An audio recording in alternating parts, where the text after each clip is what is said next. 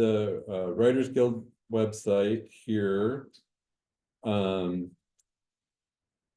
We have all our events listed on the left side of the page. So there's Charlotte, who's going to be joining us here shortly.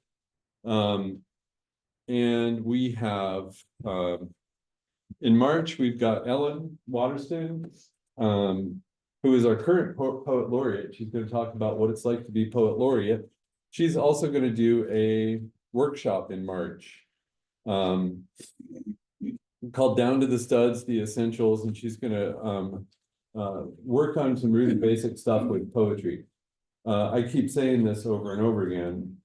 If you're not a poet, you should still take poetry workshops. Poetry is a great way to help your prose with imagery, lyricism, metaphor, pacing, all that sort of stuff. So I highly encourage you. And Ellen writes everything, and she will adapt to whatever it is that you'd like to know in those workshops. So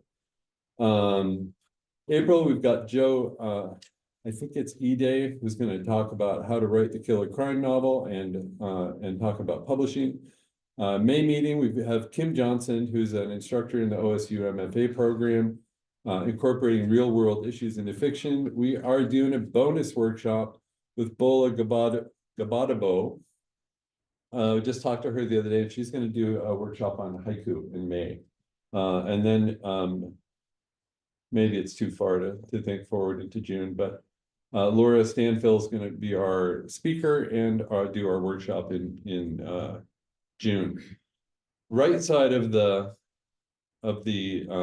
page are all the events that we know of, writing related events that are going on in Central Oregon. So if you know of something that's not on here and you want to share it with me, I'm happy to put it on this list. So here we are, February 11th. Author readings, workshops, spoken word nights, and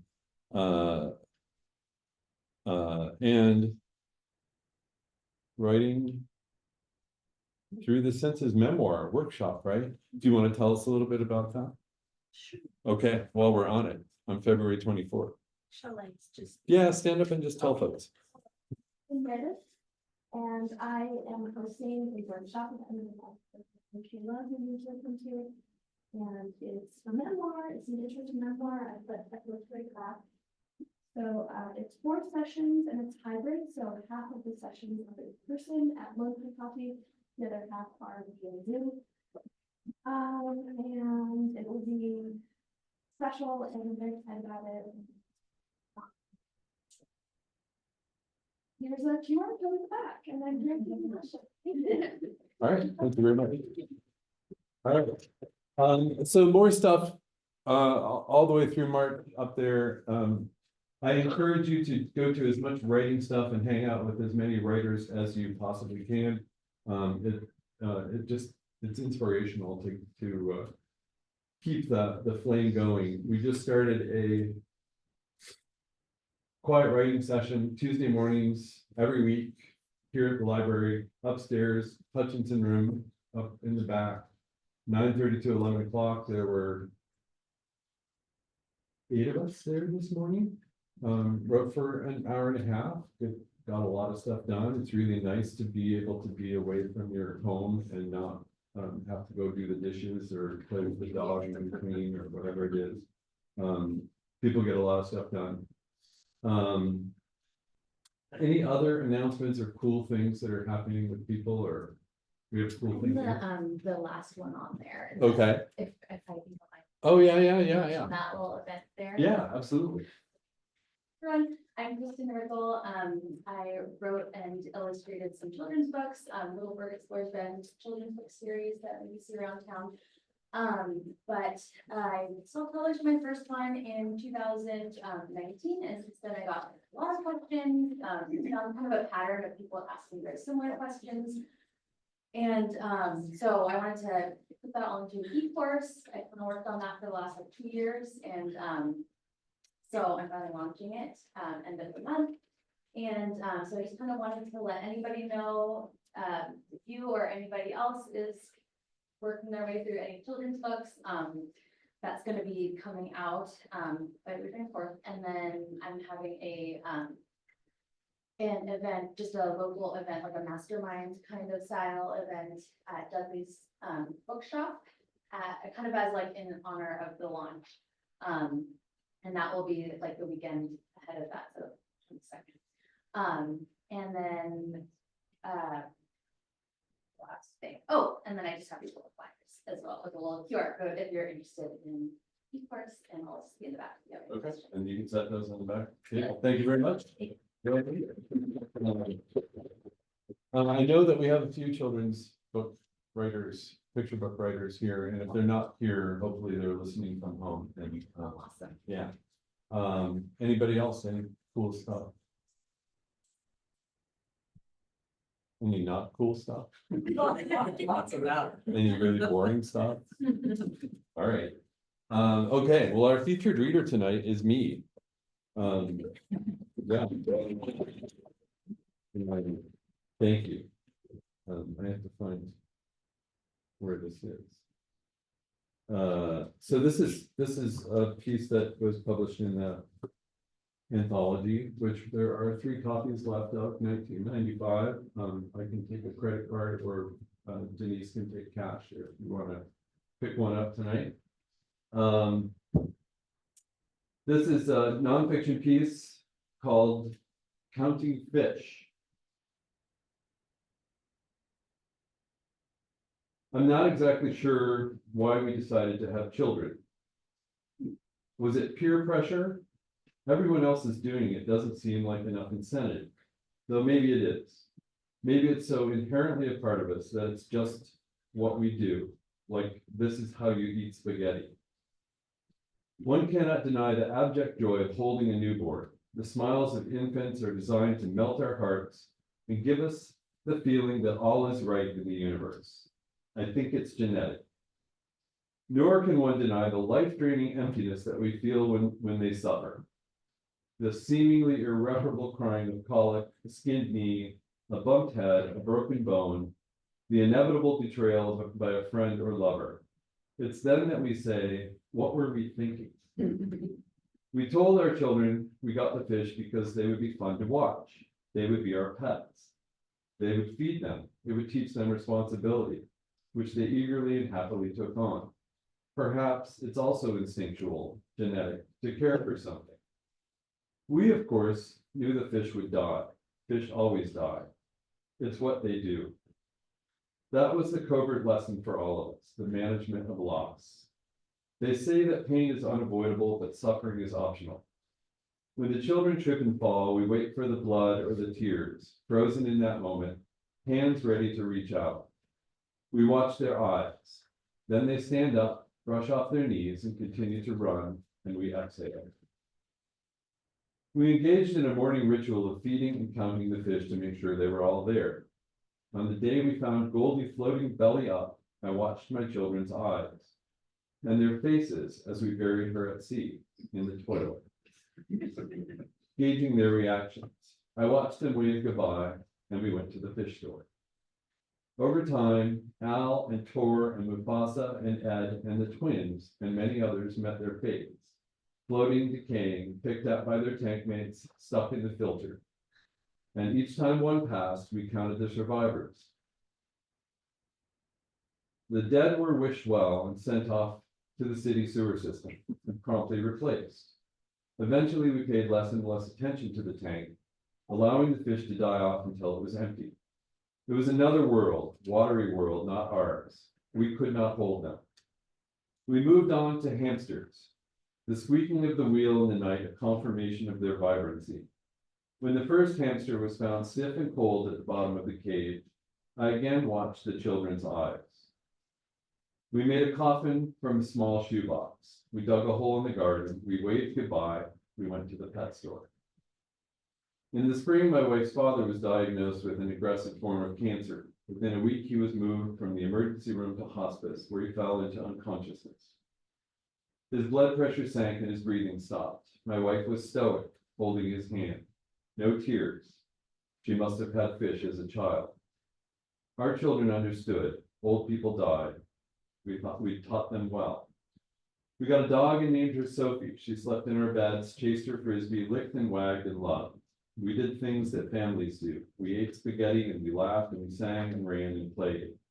We watched TV and told stories and drew pictures and ate ice cream and cake. We hugged each other in the morning and at night. We grew and learned our lessons about life and about death. Sophie grew faster than the rest of us. And when she was old and stiff and could no longer stand on her own, we held her while the vet gave her an injection. The vet left us alone in the room, and I saw that we were no longer looking at Sophie, but at each other, counting. That's good.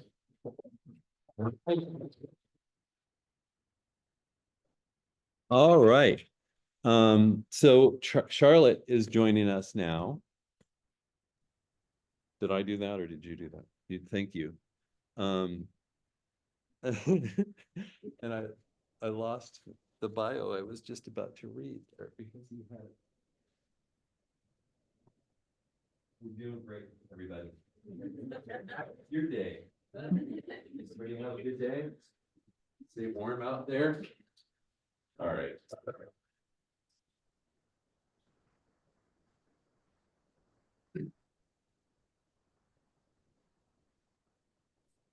Got it. All right, this is going to work great. Okay, here we go. All right. Charlotte, I'm going to read your bio now. Okay, thank you. Charlotte Chipperfield is an author, writer of women's fiction, developmental editor, and book coach who empowers women and underrepresented authors through her platform, Her Narrative. With a focus on telling the stories of women finding their voices and unapologetically going for what they want, Charlotte weaves authenticity and empowerment into every story she writes and supports. With years of experience in crafting compelling stories, Charlotte combines editorial expertise with compassion to help writers develop their unique voices and narratives. As a recognized public speaker and book judge for competitions such as the Independent Publishers of New England, Literary Arts PDX, and Women's Fiction Writers Association, she has established herself as a leader in the publishing industry. And Charlotte is going to talk to us tonight about constructing memorable characters. And it's all yours, Charlotte. Wonderful. Thank you so much for that introduction, Mike. And hi, everyone. It's such a pleasure to be here with you this evening. I did create some slides, so I'm going to share those now. And hopefully you can see my screen there. But yes, thank you all so much for being here. We're going to talk about characters tonight. This is one of my favorite aspects of the writing process that I love to talk about, because without characters, what would our stories be? So yes, by the end of this, discussion today, my goal is that you will have some very actionable strategies to help you craft really compelling characters for your stories. And so here's a little bit of what we are going to cover tonight. So looking at how do we create these compelling protagonists and have really rich character arcs. We're going to talk about kind of their internal conflicts and how that really drives the plot. And then, of course, we're going to talk about our supporting characters because they are just as important and deserve a lot of that love as well. So really, by the end of our time together, you'll know how to craft a really compelling protagonist and create internal conflicts that drive the plot and develop a really rich supporting cast. And so these elements are obviously essential for writing characters that we really love, or perhaps maybe we love to hate. The most important thing about characters from the reader perspective is that they want to root for our characters. So we want to give them something to root for, even if they might not be like the nicest character. They still want to have some redeeming qualities about them that keeps the reader engaged and just excited to see their journey. So a little bit about myself. I am Charlotte Chipperfield. I am based in Portland, so not too far. I am a book coach, so I coach writers through the writing process, and then I'm also a developmental editor, and I work both within fiction and nonfiction. My heart is very much so in fiction. I love being able to work on the structure and the pacing and the characters and making sure everything is really elevated experience for the reader. And I do those things underneath my company, which is Her Narrative. This is where I guide women and underrepresented authors to develop their writing skills and use storytelling as a really powerful tool for self-expression and empowerment. I really believe that our stories, even if they are fiction versus nonfiction, have the power to change the world. And the more perspectives we have, the better. There's so much that we can learn and grow and increase the empathy in the world. So I'm very passionate about storytelling. And I am about to be a published author in an anthology that's coming out next month, which is really exciting. And then I'm also working on my own nonfiction book and a women's fiction novel. So those are to come later this year as well. And somehow I have times occasionally outside of that when I'm not writing or editing. And I enjoy horse riding and learning Portuguese because I can't get enough of the language just in English. So might as well go learn the words in another language. So that's just a little bit about me. And I thought it might be kind of fun to start with a fun question. So I know we've got a room full of writers here tonight, and you probably either have a work in progress or maybe have an idea for a book, or maybe you've written a few books. And so I thought it might be kind of fun to think about if your protagonist were to walk into the room right now to join us here tonight, what is the first thing that they would say or do? And you're welcome to yell this out. I think I should be able to hear you, or you can share with the person next to you. But think about, what would your protagonist say or do if they were to walk into the room right now? Anybody want to share? Can you hear Charlotte? I can, yes. Yeah, if anyone wants to share. There's a microphone right here, so if anybody wants to.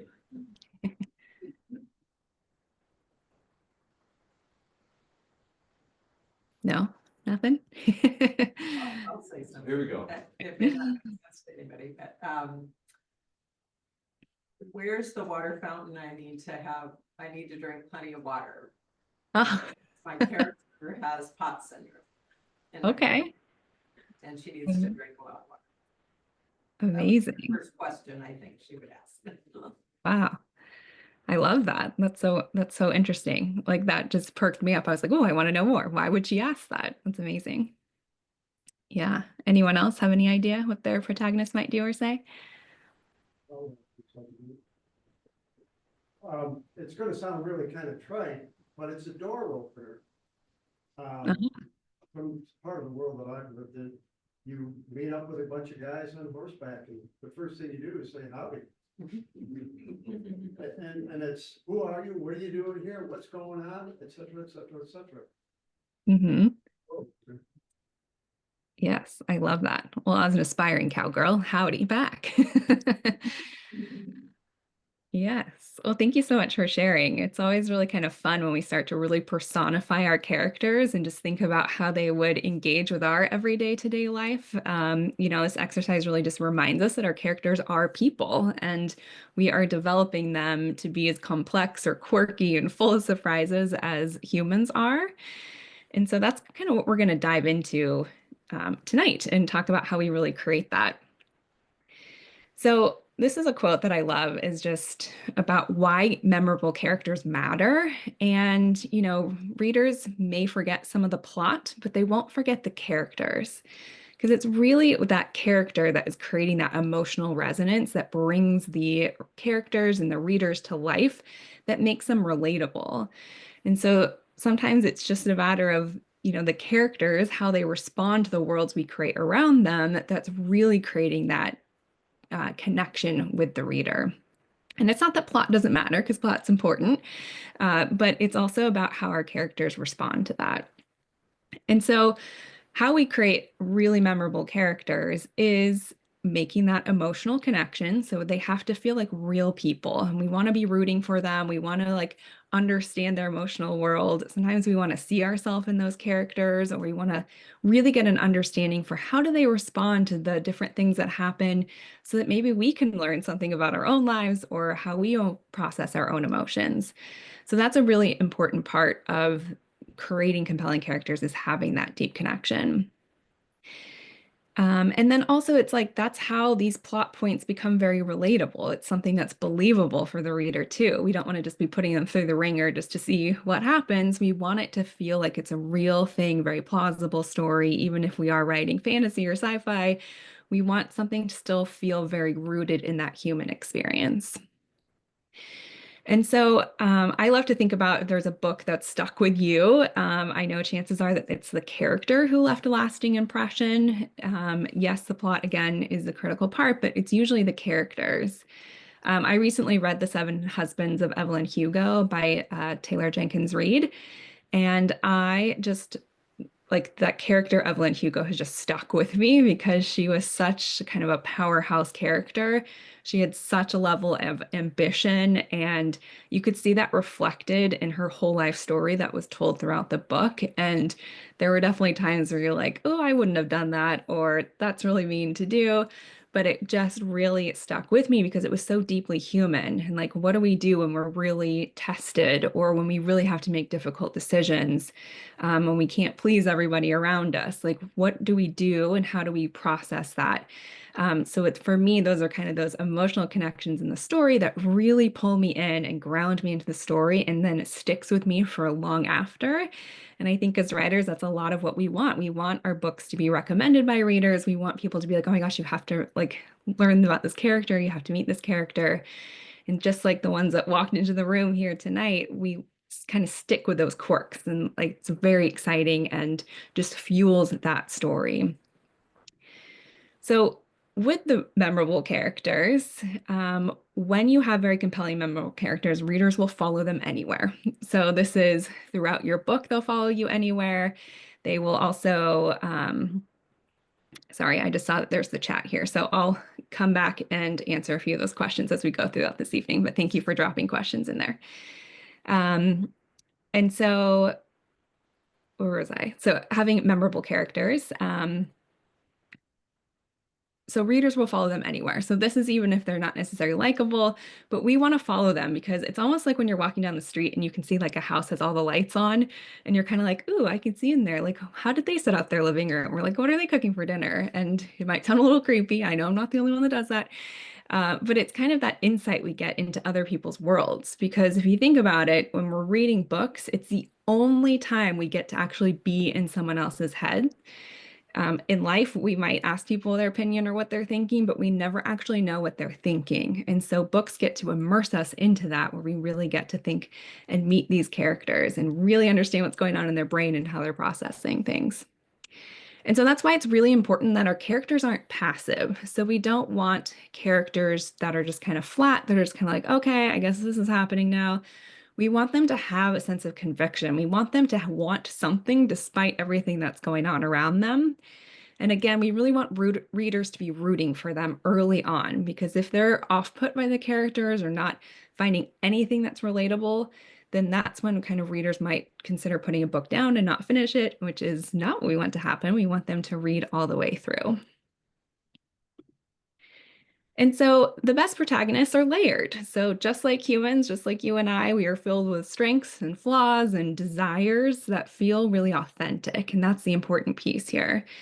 So when, I always think about Where the Crawdads Sing. I know it was a pretty popular book and movie recently, and just the main character, Kai, how she is overcoming this immense amount of abandonment in her life and the prejudice that she has experienced, but she's also clinging to this sense of independence. So that's almost like counterintuitive a little bit.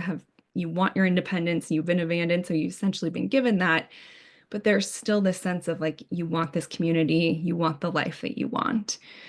So this is really, how do we create these characters that we're rooting for from page one? And this is where we really want to make sure that they are filled with the strengths and the flaws and the desires, and that comes through quickly.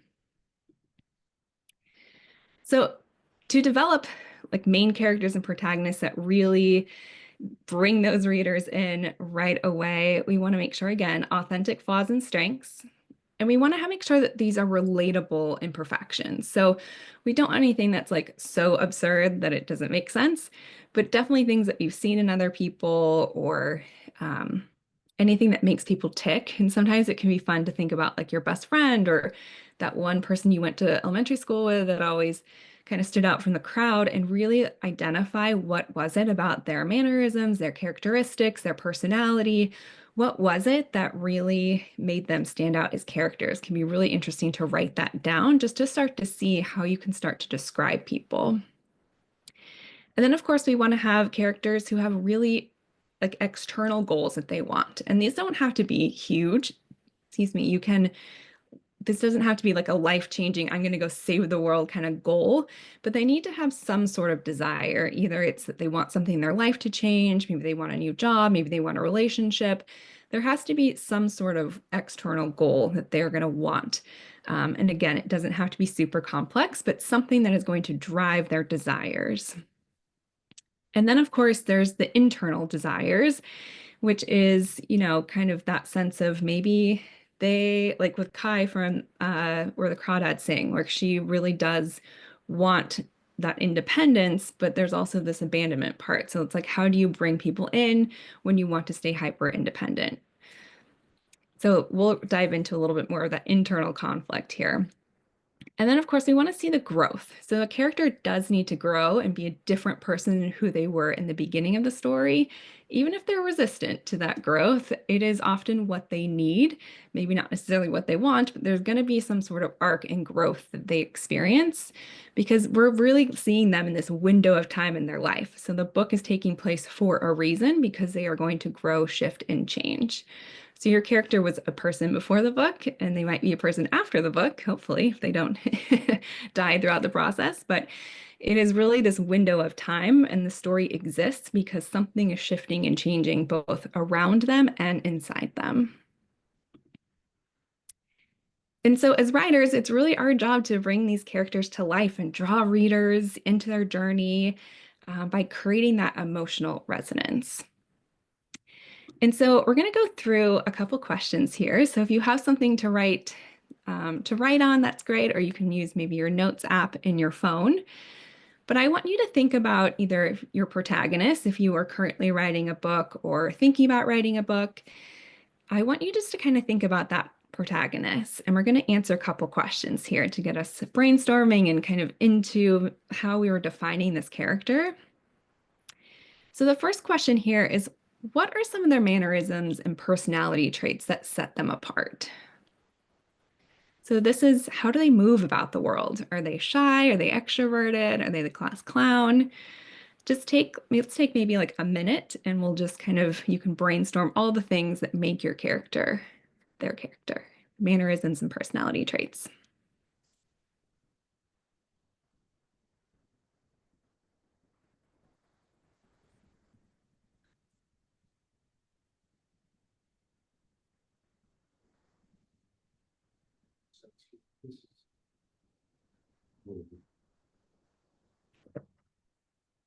I can't read my Bible.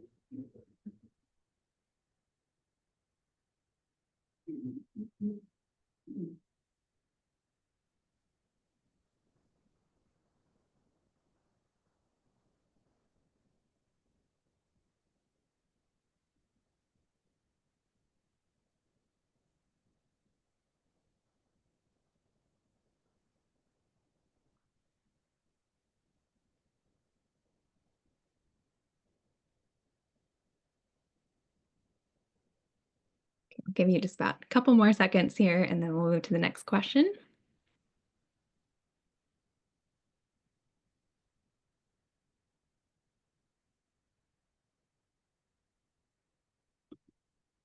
Okay, so the next question I want you to think about in terms of your main character is, who are they at the beginning of the book? So what has sort of been their status quo, if you will? So how have they been moving about life? What are they thinking? What are they believing? So who are they at the beginning of the book? I'll give you another minute here.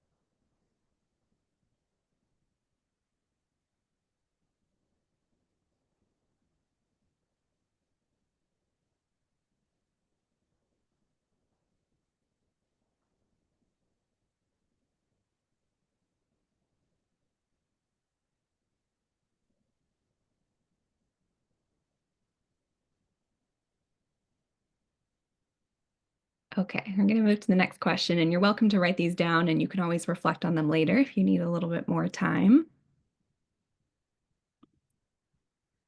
The next question is the flip of the one we just did. So, who are they at the end of your book? So, who are they now that they've experienced what's happened? Who are they as far as their beliefs, how they view the world, maybe even some of their personality traits as well, if those have shifted? So, who is your main character at the end of the book?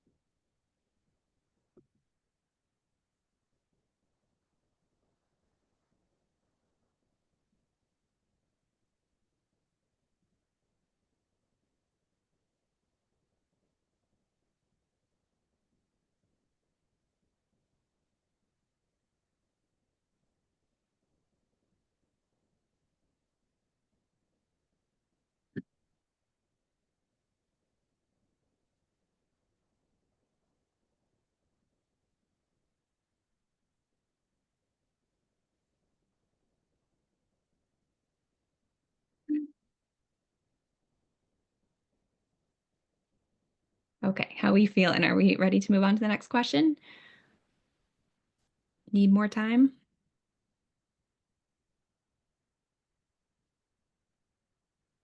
Okay, we'll move on. Let me know though if at any point you need more time. So the next question to ask about your protagonist is, what do they want most? So this is their external desire. So what is it that's driving them? Why are we getting this story at this point in time in their life? And sometimes they don't always know what they want, and that's okay too, but try and think about what it is that they are. Are they wanting a new job, relationship, buy a new horse? Are they wanting to move somewhere? Maybe it's just they want to have a deeper relationship with someone in their life. Sometimes it could just be that they want a remote on the other side of the room. Like it doesn't have to be this huge, enormous, life-changing want. It could just be really, really small. So take a moment and just describe what it is that your main character wants most.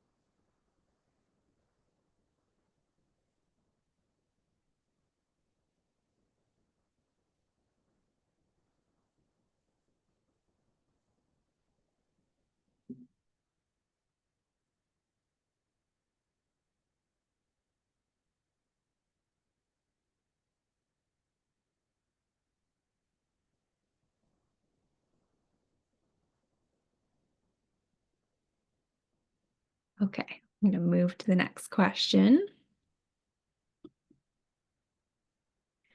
So what is your protagonist afraid of? So this might be a little bit leaning into that internal conflict. So what is it that they're maybe is holding them back from getting what they want? And again, they might not know this yet, but think about what is it that they are afraid of or what might be getting in their way.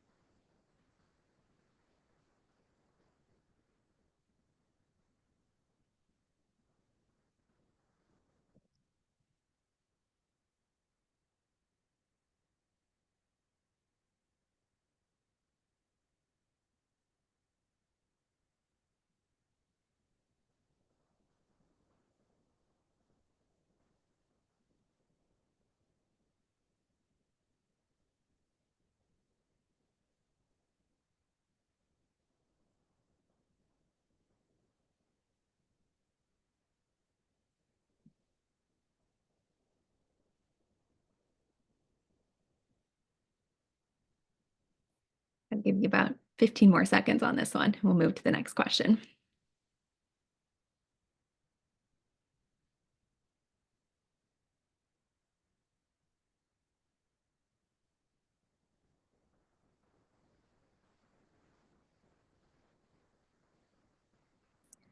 Okay, so the next question is, what flaws hold them back from achieving their goals? So this might be a little bit related to the previous question, but just think about what is it their flaws that might be getting in the way. So this could be, if they want love, but they're afraid of love, but then maybe they like aren't very good at talking to anybody or flirting or dating or, being able to commit to go to dates or even showing up to dates. So just think about what are some of their flaws that are getting in the way of them achieving, getting what it is that they want.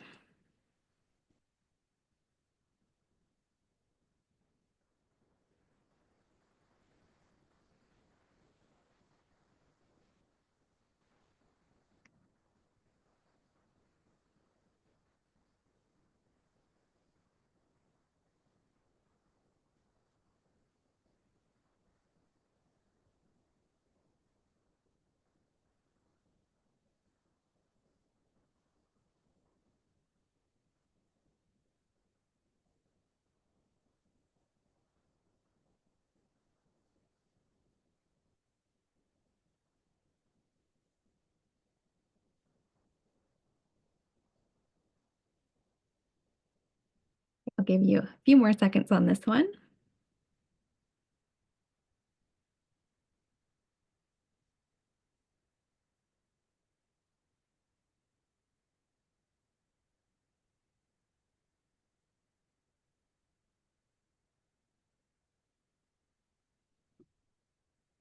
Okay, so great work on those questions. I know maybe you've spent some time already thinking about these things. Maybe you've thought about them, but haven't captured it all in one place. And so it's really great to spend this time even just checking back in if you're currently working on a work in progress and thinking about, is my character holding true to these things that I wanted to have come through in the book? These layers, these outer traits, the fears, the core desires, they all work together to create a very dynamic protagonist. And being able to pull all of these aspects of who they are into your story at different stages of your story are what creates a very compelling character and really connects with that reader. So great work there. I know some people don't always like answering questions, so great job. And if you need more time with those, I hope that you were able to capture those. And if not, you can reach out to me and we can talk about it too. So let's talk a little bit more about like the internal conflict, because again, this is going to help drive the plot because whatever it is that they're wrestling with internally is going to determine how they respond to the action of the plot, of like all the different scenarios, the people they interact with, what happens to them. And so you've just defined some of these core desires and beliefs that they really want. And so we're going to go a little bit deeper into this and really talk about, what happens when your character is really torn between desires or beliefs. It really creates this tension for the reader that keeps them hooked because sometimes it can be really easy to be like, oh, a character's like this, so that means they're going to react like this. And it's always fun and to keep readers on their toes and kind of bring forth maybe an insecurity or a flaw that kind of shifts the story a little bit and doesn't make it as predictable. So some examples of that might be they have this huge drive for success. They want to be successful, if it be in their career or just in life, but they also have these really self-destructive tendencies. So maybe they are, going out at night after work and they have huge presentations the next morning and they're late. Or maybe they have this huge sense of loneliness, but they have this deep fear of connection. So again, if it's someone looking for love, but they find they're isolating and they're not actually participating in the world, then they're not going to find those connections that they're really looking for. So what can be helpful is to really kind of map this internal conflict. So mapping this out, kind of organizing it and looking at what does it really mean to ensure that like your character's inner journey drives that external plot.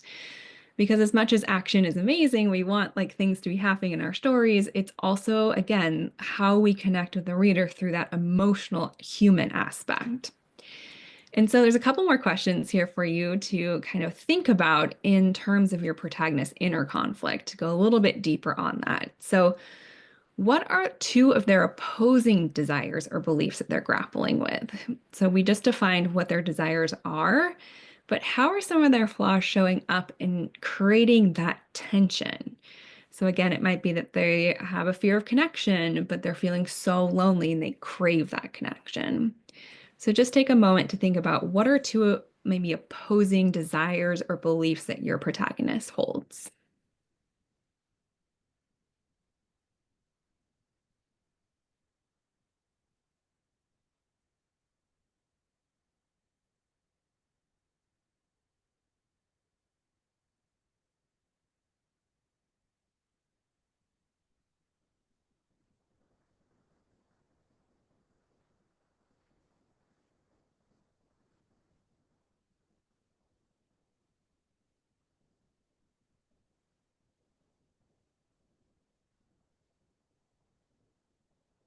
So with this point of tension in mind, how does this conflict shape their decisions? Is there a decision you can think about throughout your story where it's like a pivotal point where they need to make a decision? It could be a small one or a big one, but how does this impact them? So again, if they're, on the dating example is always just an easy one to use, but if they are craving that connection, but they never want to leave their house, or they say no to every blind date their friends want to set them up on, how is this impacting their decisions? Because they have this fear of connection, as an example.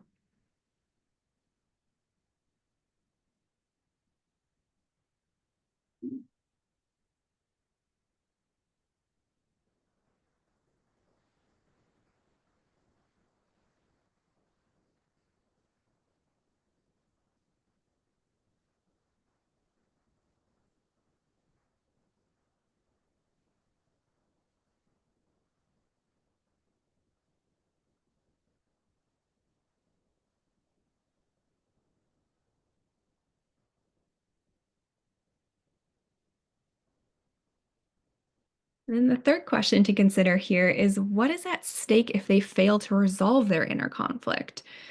So again, if there's a person that has a fear of connection, how are they going to overcome that? How are they going to grow throughout the time of your story in that character arc? Who are they going to be at the end of the book? So how do they start to resolve this inner conflict? Is there something specifically that happens to them that helps shift that belief or that mindset that they're in? So what is at stake if they don't shift this mindset or this belief?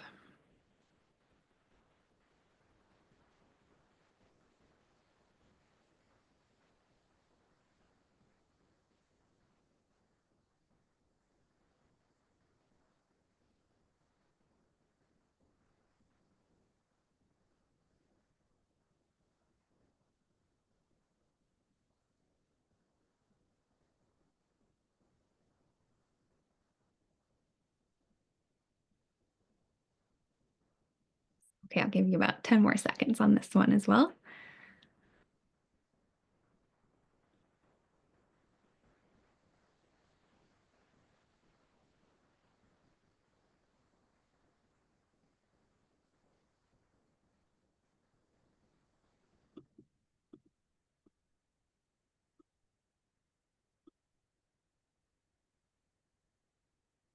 Okay, great work taking a deeper look at that internal conflict for your character.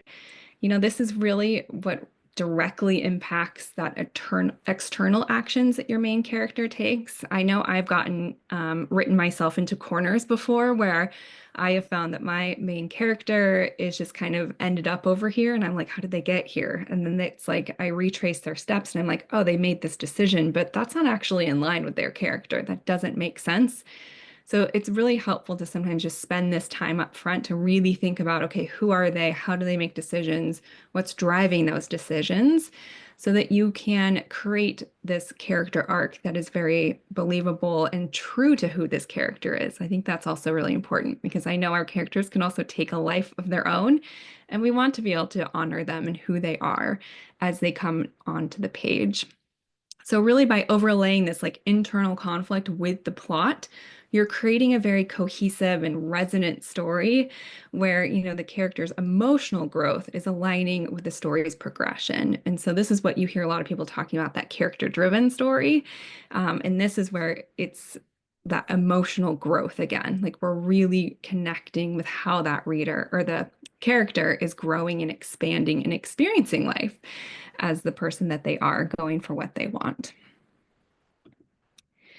And so again, think about this as sort of almost like two axes that you can layer on top of each other. So that inner conflict really represents that emotional journey. And it's this invisible line that guides how the character grows, evolves, and even resists change.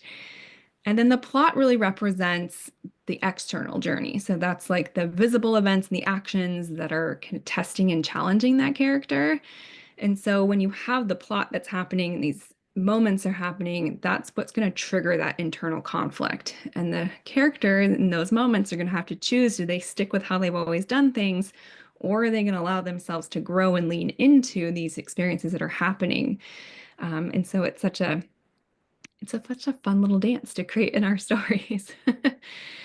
And so when these really do come together, these, the external forces and the characters to confront their inner struggle, while, that internal struggle really helps to shape the character. And then it's how they react to these events that's creating that plot. And so this alignment keeps the story very compelling and like ensures that every plot point has emotional stakes. So we don't want to just be throwing in random things in our plot just because we're like, oh, they haven't done something for a while.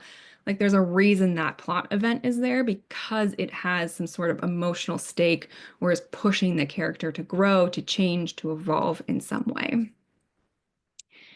And so I thought it'd be fun to use maybe Wonder Woman as an example for this, because I know it can be helpful to kind of ground that.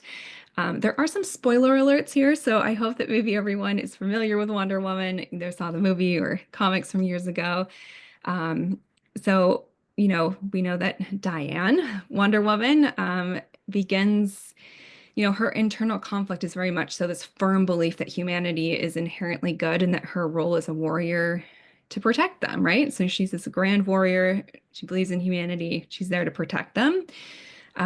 However, she also wrestles with kind of being naive about the complexity of the human nature, especially in the context of war. And so her internal conflict centers around kind of being able to reconcile her idealism with the harsh reality of human imperfection. So that's such a bold. I think this is why the story resonates, because I think we've all had that moment of thinking that maybe humans were one way and then realizing that in different contexts they can surprise us, either for the good or the bad. And so we do see that, there's this inciting incident where Steve Trevor, crashes on Thermoscara. I always say that wrong. But brings, the start of this World War I. And so this is where Diana's internal belief that she can stop the war by defeating Ares, and he's the god of war, is what drives her to leave home. So that's kind of that inciting incident that happens where she's like, okay, I'm going to go protect humanity. And so there's that internal layer. So yes, there's the plot of war has started and she's going to go leave home, but her feelings around her duty and that belief that she needs to protect humanity because she believes that war is caused by this external force in Ares. So this again is like her status quo, this is her beliefs, this is who she is at the beginning of the story. And then you get to sort of the midpoint of the book, and this is where she really discovers the brutality of war. This is where she's witnessing the human suffering, and she really begins, all of these experiences begin to challenge her belief that just this one person, this god of war, Ares, is alone and responsible for all of this suffering. And so on the internal side of this, like, yes, she's out in the war and fighting, but she really starts to question really whether humanity is worth saving and if they're really capable of such destruction like war. And so then the plot moves towards this climax where she is confronting Ares and realizing that there's this influential, realizing that he does influence the humans, but people also have free will. and they can choose to be good or evil. And so that moment really pushes her to embrace, a more nuanced understanding of humanity. Maybe it's not as black and white as she originally thought. And so that's that internal shift that's happening with her as she starts to reconcile that idealism for the reality of humans. But they ultimately have flaws and they can choose to love or to fight. And she ultimately has to decide she's going to still love humans and protect humans despite their imperfections. And so then from a plot perspective, she accepts her role, not as a savior to stop the war, but as a protector who inspires humanity to strive to be better. And I just think that's such a beautiful thing because you go from this wanting to protect everyone to realizing that you can actually inspire them to strive to be better. It's not your responsibility necessarily to protect everyone. And so that's really her big moment of growth. The growth in understanding that human nature mirrors kind of her decisions in continuing to fight for peace. So ultimately, what she wanted was around that peace, but maybe the way she approached it, she's realizing has been changed and challenged. And so really by, aligning Diana's internal journey or these external stakes, the story gains just a very deep emotional depth and resonance. And I think that we can probably all feel that. And that's why this is such a popular story and why readers and movie watchers are very drawn to this story. And so, the audience really roots for her, not just because she's fighting against like villains and war and good and evil, but she's also processing that core question that comes up a lot as being humans. It's like, what does it mean to be a hero for imperfect beings? And so I think there's a lot of different ways that might translate into our own lives about what do we stand up for? How do we use our voice? What are the consequences and who do we really want to serve? So I think it's just a really great story of showing that growth and how the plot can really challenge the internal aspects and the conflict that's happening within a character to really ask them to evolve in a way that not only serves them, but can also serve those that are around them in the story. And so by getting really clear on your character's internal conflict alongside the plot, you're really ensuring that every external challenge has emotional stakes. And so there's two questions here that you're welcome to write down and think about as you relate to your characters, but really thinking about how does the event or challenge, how does the event or the challenge your character's beliefs, fears, or desires? So that's a great thing to be asking yourself as you are writing or outlining or thinking about plot points is just really what is the purpose of that event in your story and how does it help shift your character?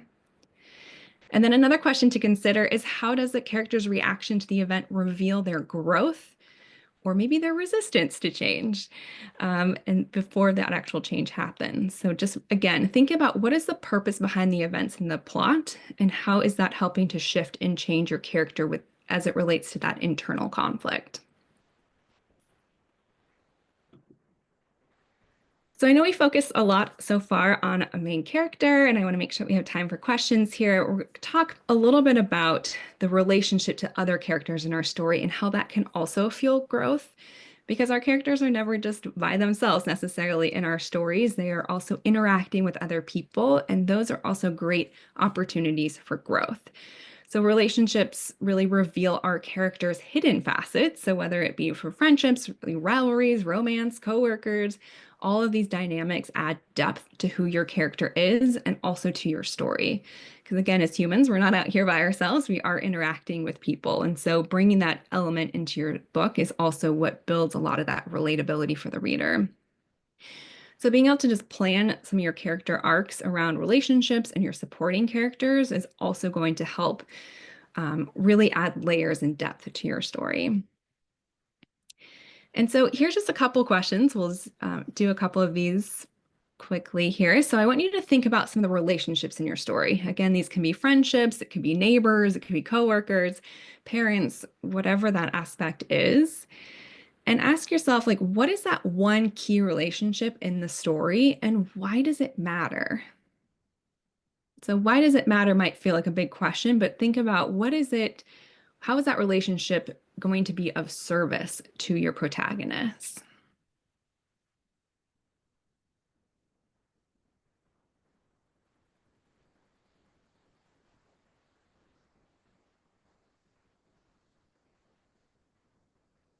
And then how does this relationship really challenge or support your protagonist's goals? So it could be that they are not maybe the best friend of your protagonist, but they are challenging them to grow in different aspects of their life. Or maybe they are the best friend that is that support and confident that they need throughout the book. So how does this relationship challenge or support your protagonist's growth?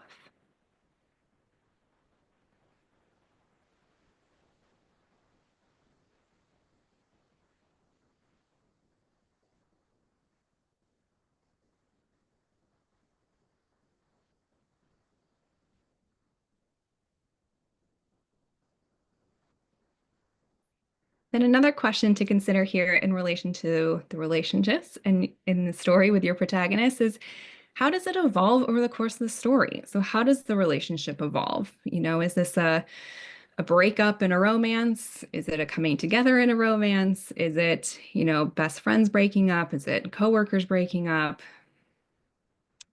Kind of how does this relationship evolve? Again, it's going to have an arc that follows this relationship, just like a character arc.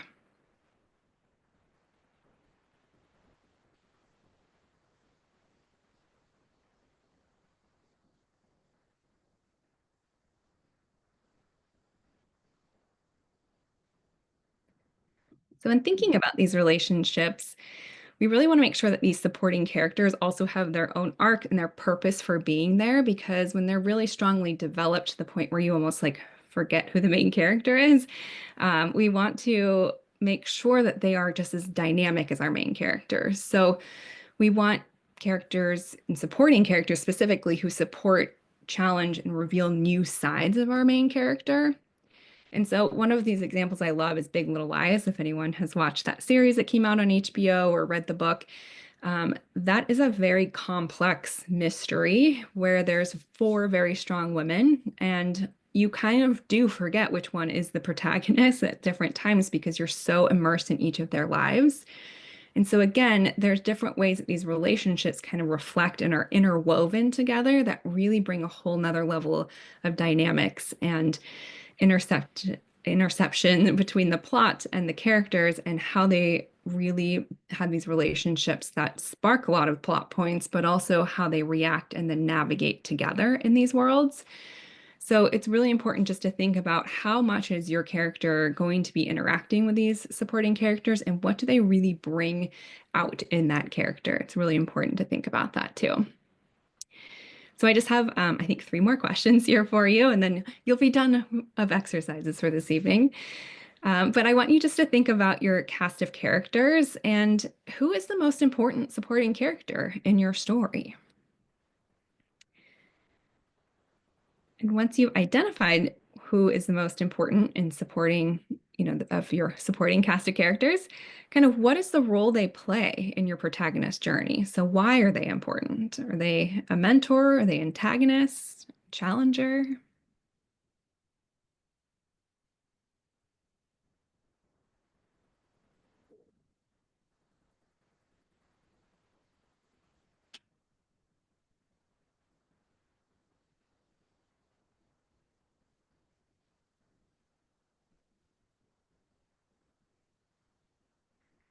And then the third question here is, how do their motivations differ from your protagonist? So what is it that they ultimately want? Is it something different than your protagonist? Is it the same? Is it, something that's going to directly oppose them? So just think about, what are their motivations?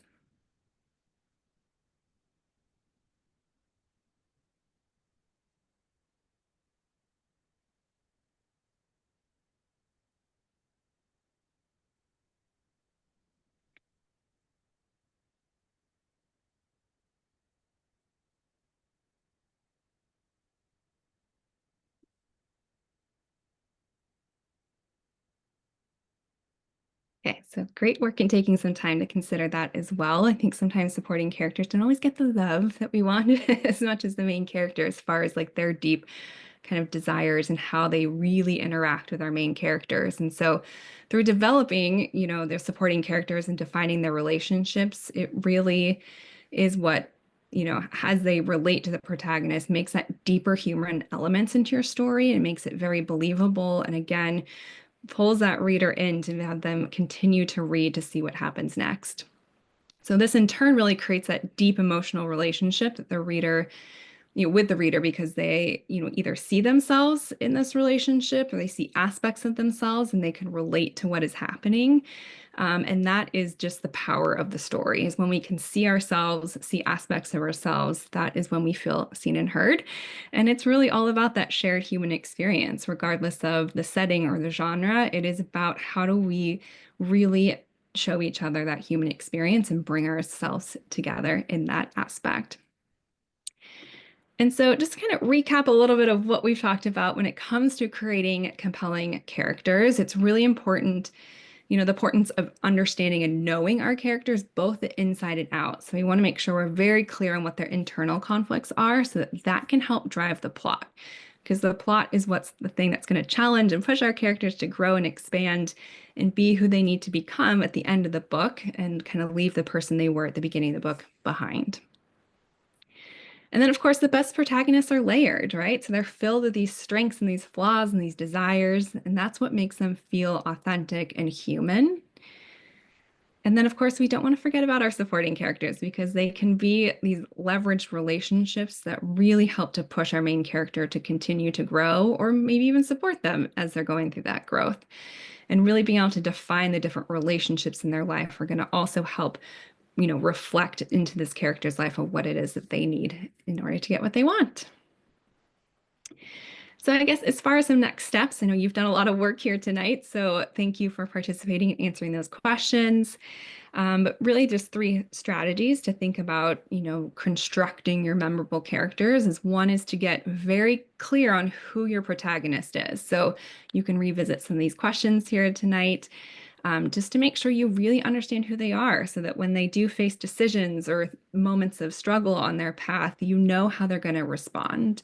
Just like we talked about, like, what is your protagonist going to do if they walk in the room here tonight? It's having that level of understanding of who they are so that you can really make a very compelling and dynamic character that readers just love. And then, of course, mapping that internal conflict as it drives the plot. So really thinking about, okay, if this happens, how are they going to respond? And what does that mean for them on that growth journey to becoming who they are at the end of the book? And then the third is really to build that rich cast of supporting characters and make sure that each relationship has a purpose and a meaning behind it. And it can be really small. It doesn't have to be this huge, amazing thing. It can just be a really small thing that just plants a seed for the character or pushes them to think about something differently. So, it could be a very small character. It doesn't have to be a full-blown character, but again, really making sure that your supporting characters have a purpose. And yeah, just remember that the more emotional resonance you can create for the reader, the more they're going to really follow your characters anywhere. So you might not even have a totally adored character, but maybe they're going to go off and to do something that's maybe not so savory. And it's kind of like you still want to root for them, whatever it is that they're doing. So it's all about that emotional resonance. So yeah, here's just a couple resources if you are looking for, any further reading. I know The Emotional Craft of Fiction by Donald Mass is a really great book. Of course, Save the Cat writes a novel. Jessica Brody is one of my favorites too, to just be thinking about your plot and your character development. And of course, if you want to connect with me further after tonight, you can visit my website at hernarrative.com. I also have a lot of writing resources and free tools on my website there on the resources page. I also am doing a lot more on YouTube these days too. So creating a lot more videos like we're doing here tonight. You can join me there. And of course, you can reach out, email hello@hernarrative.com if you want to talk more about your characters or talk about books. I'm always down to nerd out on writing. So yeah, thank you so much. I appreciate all of you joining, and I'm happy to answer any questions.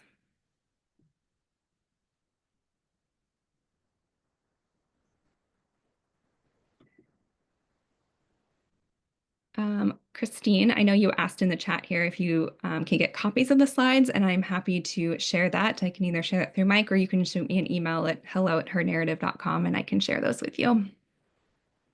Charlotte, if you send them to me, I can post them on our website too. Okay, perfect. I can do that. So when this video comes up, I'll have a link to the slides as well. Okay, wonderful. I'll do that. Thank you. I have a question. On, all these questions and, planning and everything, is this something that you do in advance, before, during, or after, you write? How does it fit into the writing process?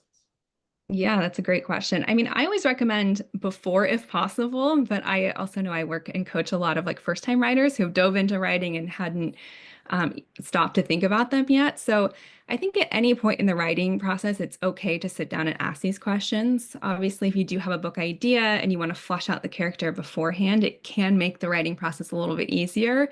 But I also think it's amazing to stop and kind of ask these questions again in the middle of the writing process, just to see like, has your character just evolved or changed or shifted in the writing process? And maybe there needs to be some adjustments to the plot. Or maybe your character is just deciding that, hey, this is who I am through the writing process. So I think it's okay to ask these questions at any stage of the writing process. But I think the more you can do up front, I think is also really helpful because it gives you a clear idea of how they're going to be making decisions throughout the book.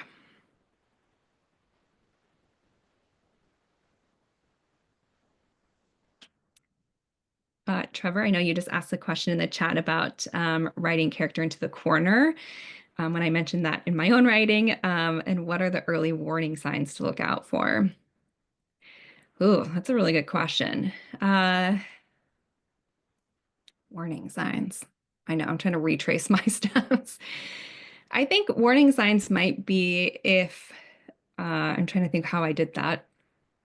I mean, I knew, like I had an outline and I tend to do the 3-act structure outline, which, is kind of has these core moments I'm writing towards, but I haven't planned out every single chapter because I like to be a little bit creative and write from the seat of my pants in between. And I think for me, what I found is I knew where I wanted to go, and it was like 2 chapters or 2 steps away from where I was. And so I started just to kind of write things in to like fill the space to get to that point. And so that was a warning sign for myself that I missed the sign and kept going. And so I was just trying to fill the space to fill the space. And so I had her making a decision about it was something at a coffee shop. It was like a conversation with the barista, and it led to a decision that she ended up somewhere that night. Like she just said yes to an invitation to go somewhere.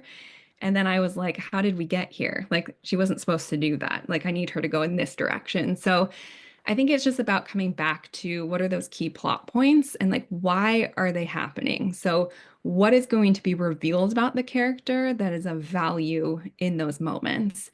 And so for me, I was just trying to get her over there, but she ended up going left instead of right. And so I didn't stop and ask myself, okay, what is the purpose of this? If she's getting an invitation right now to go somewhere, does she say yes or does she say no? And how does that really help me drive the plot forward? So I think it's just a matter, again, of asking, like, what is the purpose of this plot point and what is being revealed about the character?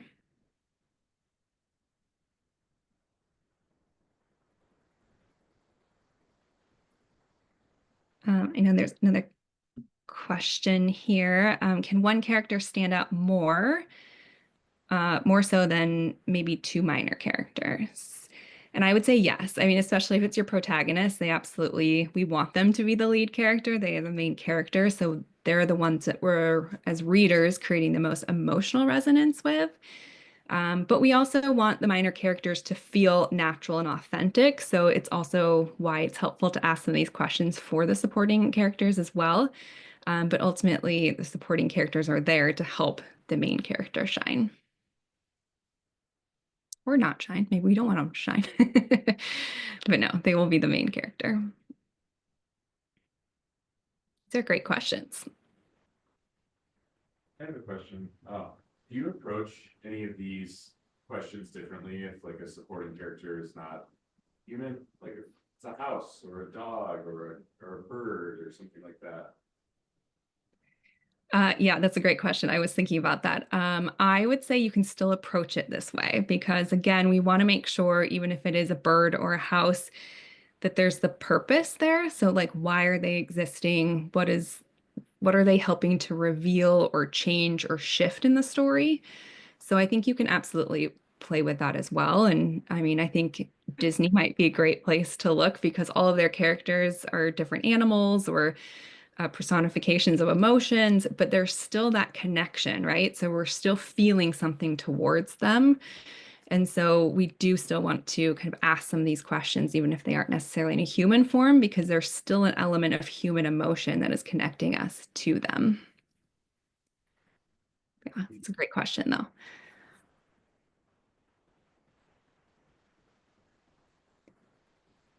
It's another question in the chat here. Is there anything that should be developed differently in developing an antagonist versus the main supporting character if they are not the same person? So I would approach your antagonist very much so like you do your protagonist. So both of them have something that they want that's opposing. So that's kind of that additional external force. So both of them want something, but it's the opposite, or it's going to get in the way of each other. So then it's a matter of, I think you can do the antagonist questions very much like you would the protagonist, because we want to understand what are both of those characters' motivations and what's their internal conflict, and how is that also going to create that tension between them, because that's really that tension point. And then the supporting character is likely going to help either mitigate that or help shift something for some of those people, hopefully the protagonist, so that they prevail. So I would approach the antagonist a little bit more like you would the protagonist. So you're very clear on their internal and external motivations.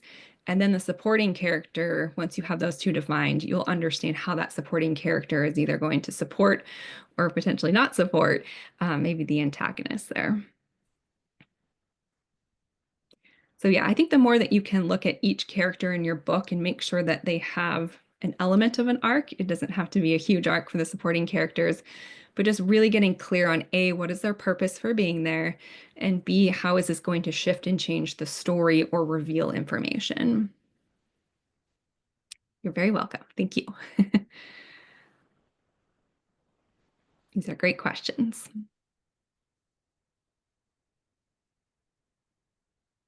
Other questions? I'll throw out one. Do you absolutely have to nail down your primary character when you start out? No. Then you just, okay, good. No, you do not. I always think it's fun to think about as much of this as possible, but I do also know that for, myself and many of the writers I work with, there's such an organic process to how they develop as you're writing. And so I think there's a little bit of that flexibility that happens. So like you can plan as much as you want, but as you write, it's probably going to shift and change a little bit. And I think that's also the beauty of the writing process. So I think it's good to have these things in mind and to consider them, but don't feel like you have to be stuck in them, or if it's preventing you from writing. There is so much that can be explored and expanded while you're writing. So it can just be a helpful framework as you're starting out. But again, you can always revisit these if you're in the middle of your book and not sure where to go next. They can be also revealing questions if you're ever feeling stuck. But I would say don't feel like everything has to be planned beforehand. It's a little bit of the flexibility of writing. That's also the magic of writing.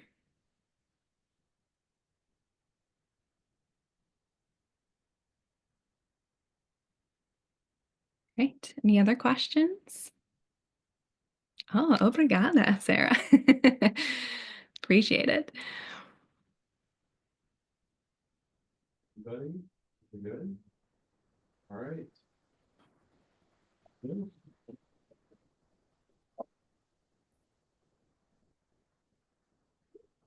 Well, thank you for visiting us, Charlotte.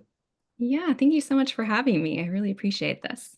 And we'll share that information, your contact information online as well. So people can review if they're interested in contacting you, using your services, or just asking questions.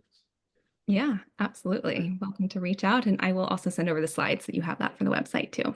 Great. Appreciate it. Yeah. Okay. Well, thank you everyone who came to visit us online tonight. Those of us that are here are going to hang out and chat and eat food and drink coffee before and enjoy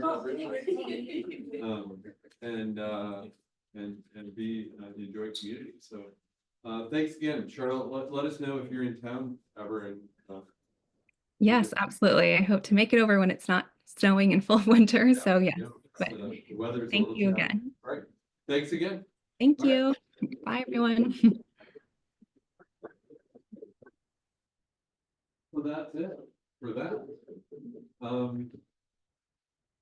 Eat, drink, chat, meet each other if you haven't already. All right. Thank you. Sorry. Yes,